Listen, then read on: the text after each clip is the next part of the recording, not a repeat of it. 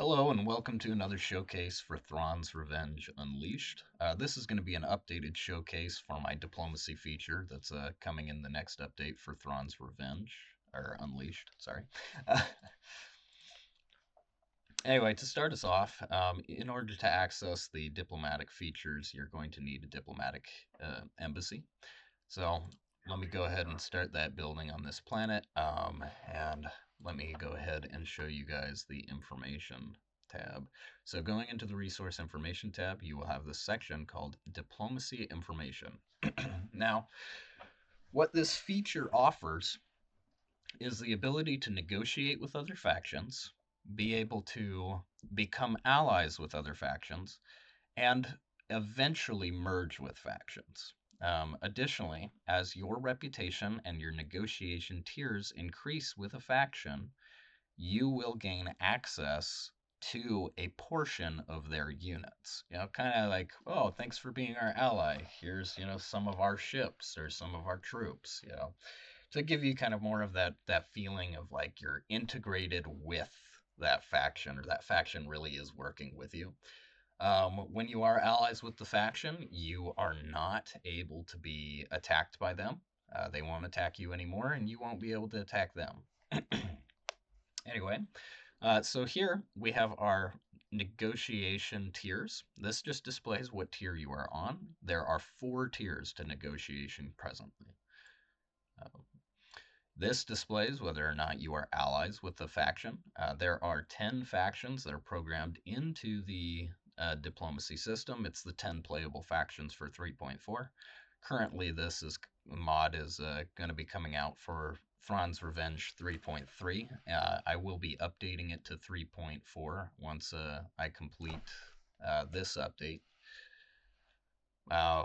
You have your embassies total. This displays how many embassies you have and your embassies modifier. Each embassy increases your reputation by 2. So having 15 would increase it to 30. Your faction reputation modifier, this displays what your reputation is actually at. And you have to have this number reach a certain threshold to be able to advance a tier of negotiations with a faction. The first tier is set at 30, second tier at 60, third tier at 90, and fourth tier at 120. You become allies with a faction after you complete the third tier, and you merge with the faction once you reach tier 4. This displays the last faction that you attacked. And so now, your reputation is affected by attacking factions. Every faction that you attack, you will gain a negative 4 reputation with that faction, or lose 4 reputation with that faction for each attack that you do. So this could be an attack and a retreat, that would count. This could be an attack and success, that would count. But additionally, if you take a planet from a faction, you will lose an additional 2 reputation with that faction. So if you take a planet start to finish in the space battle and ground battle, you succeed, that would be a 10 reputation that you would lose with that faction. Additionally, each battle that takes place that the player is involved in will decrease the reputation by 1. That is to show the passage of time, as it's supposed to be a maintaining system, as you maintain, your reputation with a faction. I felt that the cycles moved a bit quickly and kind of took a little bit more of the control out of the player's hand. So I gave it up to battles that the player participates in. Anyway, so after you've built the diplomatic embassy on a planet, the planet that you have built the diplomatic embassy on is where you can recruit the diplomat. Now, this diplomat will be used to be able to send it out to planets to negotiate with the owner of that planet, and then you can either bring the diplomat back for a slightly increased and also discounted cost to the negotiations, or you can leave them out and continue to negotiate with multiple factions. This tab here is dedicated to the Thrawn's Revenge diplomacy system. Anyway, so now that we have the diplomat, we are going to go ahead and send them out. I like the CSA. They get us the battle droids for negotiating with them, so I'm going to send them out there. Speed this up real quick, and then I can start showing you guys how the system works now that I've given a little bit of a rundown.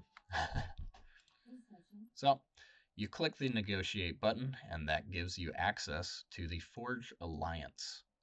So Forge Alliance, this would be the tier 1. Every tier gets more and more difficult to negotiate with a faction, being that it increases in cost and takes more time.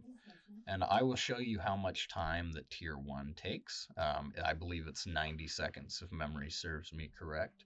Tier 2 takes 120 seconds.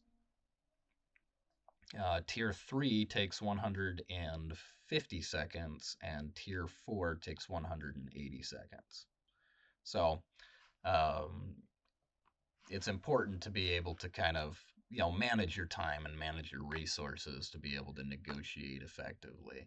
But you can also negotiate with multiple factions at once, so long as you have a planet to have your negotiations serve as a base, because as part of this, you are giving up production to be able to negotiate with that faction.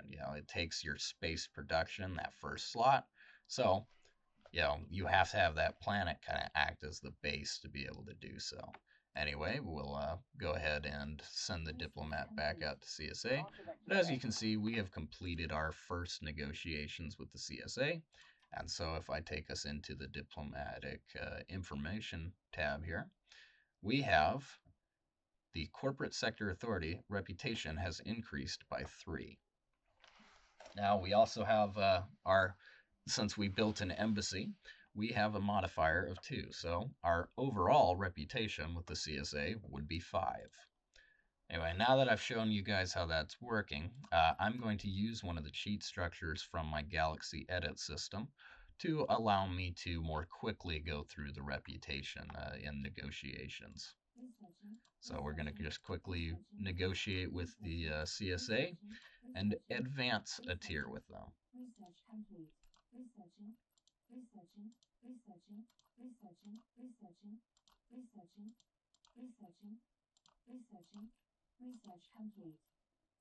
Alright, so now we have advanced a tier with the CSA.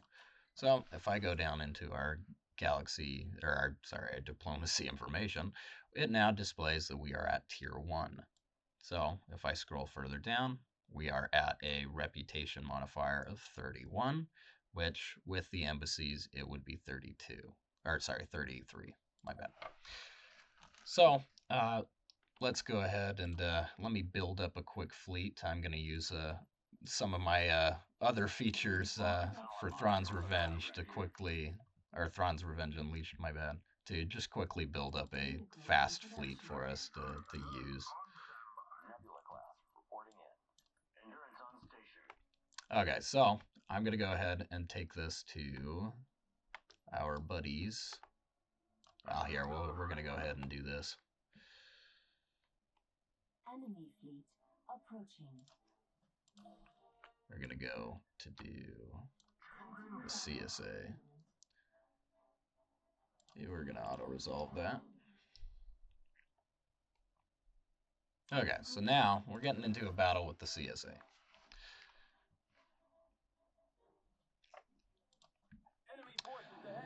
So I'm going to go ahead and play out this battle, and once I'm done, I will be right back. Alright, so we have achieved victory. So now that we have completed a battle with the CSA, we have downgraded a tier of negotiations with them. See, we dropped below that threshold of 30, even with our embassy modifier. And so now we have dropped back to tier 0. So that also means, as you're playing, you still have to maintain and manage, your diplomacy with other factions. So let me go ahead and grab us another quick fleet for later.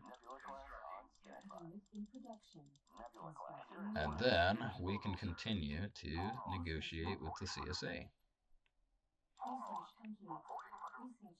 So we've advanced a tier once again, and I can show you that now that we have advanced a tier, we have unlocked access to the B1 battle droid, and we now have access to the Bulwark 1 and the Munificent.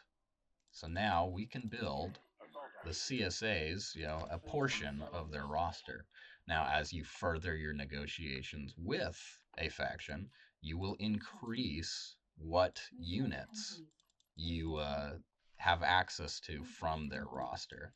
Now, you don't ever get access to the full roster, but you get access to, I think it's about, is somewhere between 6 and 8 space units, and about 3 to 6 ground units is kind of the area, depending on the faction. Some factions are a little bit more space heavy, and other factions are a little bit more, ground heavy. So, but none of the ships that you acquire from negotiations are repeats of the ships that you would get from negotiating with another faction. So that way each faction kind of has its incentive. Okay, but now we have achieved tier 3 in negotiations, which makes the CSA now our ally. So, tier 3, Corporate Sector Authority is now our ally, and we have a modifier of 91. So, what that means is earlier, if we, moved onto a planet that had forces of the CSA, we would enter into a battle. Now, we can move our units to share the same space as them. It also lets us see their space units. So that way we get a little bit of a, tactical help of knowing what they're up to, what our ally is up to. Anyway, but as you can see, we are on the same planet, and we are not entering into a battle. Now, if you were to be attacked while you are sharing the same space with your ally, it will resolve AI to AI first, and then the remaining AI would attack you. But your ally will not attack you. You do not enter a battle with your ally. So if your ally wins, no battle is resolved between you and the AI. If your ally loses, then you battle the AI, the attacking AI. Okay, let's see. Now, when you continue to finish your negotiations with a faction, there we go. Let me go ahead and move this over here. Oh, I forgot to mention. Let me kind of double back real fast. As you can see, since we got into a battle, our reputation modifier with all the other factions have decreased by 1. That is already baked into the reputation modifier decreased for attacking a faction, so you're not like doubling up. But that is, how to kind of keep it so that you're managing and maintaining reputation. Okay, let's go ahead and send that out, and I am going to continue to negotiate. Oh, also, now that we're at tier 3, we have access to destroyer droids, hailfire tanks, B1 battle droids. We have access to the Bulwark 2. We also have access to the Providence and Recusant cruisers.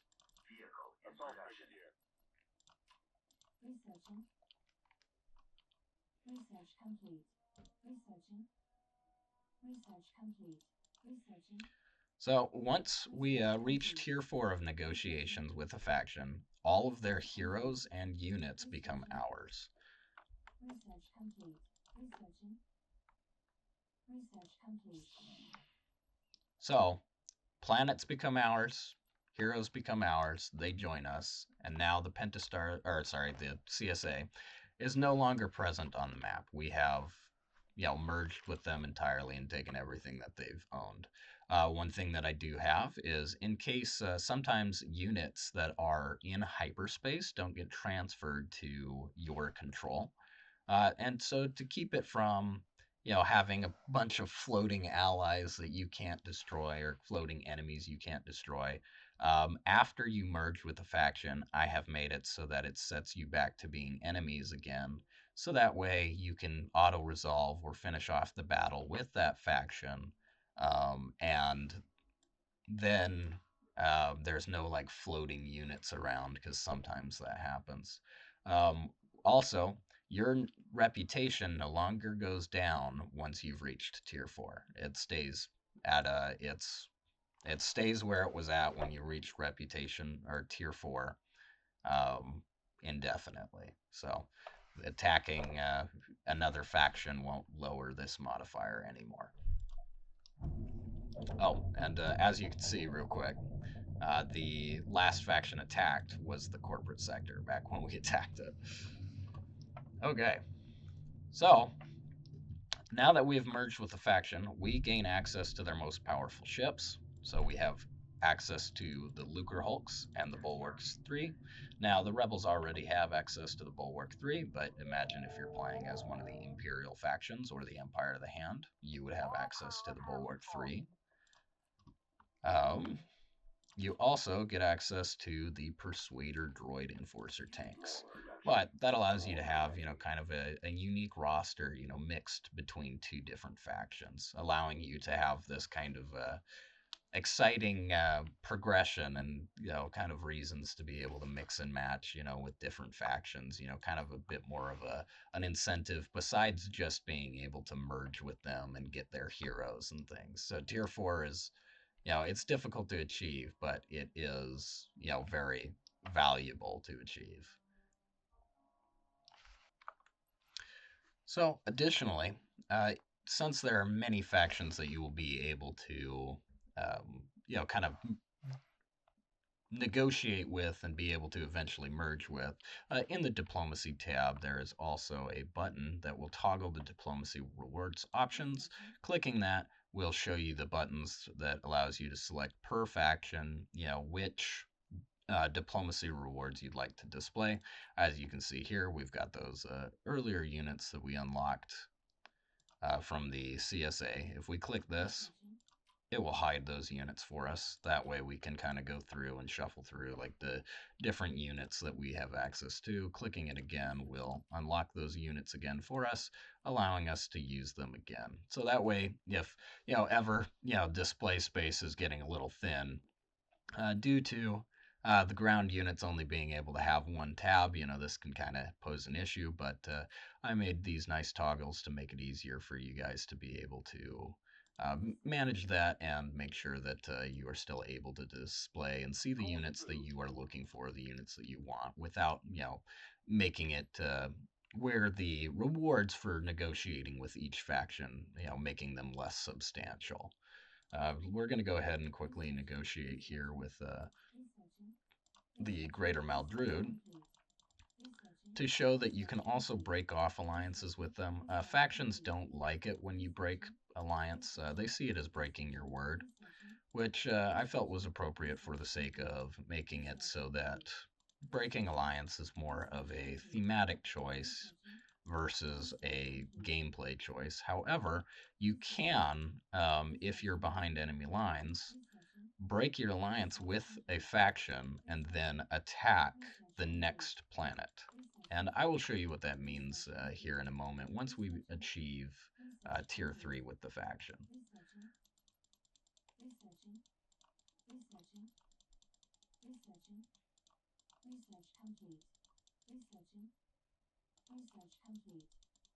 And just as a reminder, negotiations won't be this quick. I am using a cheat building that speeds this up for us. Okay, so now that we are allies with this faction, let me make sure I've got a ship. There we go. Don't want to deploy everything all at once.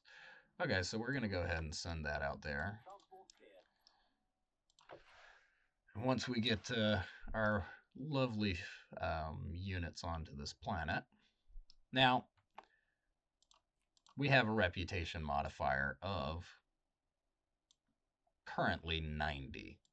So breaking alliance with a faction will set that to -10, and it will also decrease all other factions modifiers by 10, showing that you are a bit less trustworthy in their eyes. But what this does allow you to do, if you want to break alliance for the sake of like thematic purposes, or for your kind of own storytelling, you are able to. But it also means the next battle that you will get into, because battles are initiated when units reach a planet and land on a planet, you can break alliance while sharing the same space as another faction's units, but not get into a battle with them until they either bring in more units or you send units out. So we can go ahead and break our alliance, which, as you can see here, sets our negotiation tier back to 0, and it also sets them down to -9, and we have our reputation modifiers for all the other factions have been decreased. Now, once we move over, we get into a battle, even though we were sharing space with him. So if you want to do, say, you ally with a faction and then, violate some Geneva conventions by, breaking behind their front lines and attacking them where it hurts, you're able to thematically do that if you'd like. Violating the Geneva conventions in the process. Anyway, I'm going to go ahead and play out this battle, and I will be right back. All right, now that we have succeeded in that battle, using our wonderful CSA units for having achieved victory there, we are going to go ahead and bring in some more ground troops. We need a few more here. Make sure we succeed our next battle. I am no expert at playing Empire at War, so especially ground battles. I'm not fantastic at ground battles, so we're going to go ahead and make sure I have a little bit of a bonus. Enemy fleet approaching. Bespin. Okay. Well, hopefully we can. We're going to go ahead and do that. Okay, let's get some battle droids down here. Invasion commencing.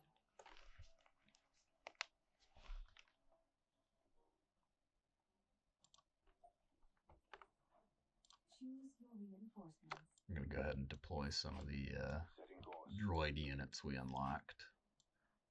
Tanks are good. Get the base down and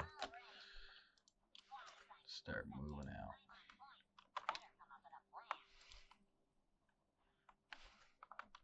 Anyway, I'm going to go ahead and finish this battle out too, and I will be right back.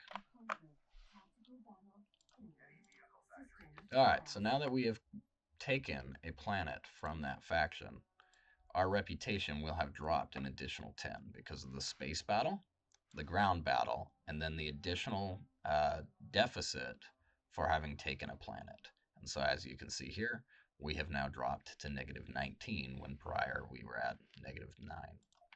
Anyway, and I believe that's everything that I have to cover here. So again, if I've forgotten anything or left anything out, you can go ahead and check out my other diplomacy video on the outdated version, in case I've missed anything, if you're interested in that, and kind of being able to see the difference of what I had before versus what is made now. But anyway, thank you guys for tuning in, and have a great day.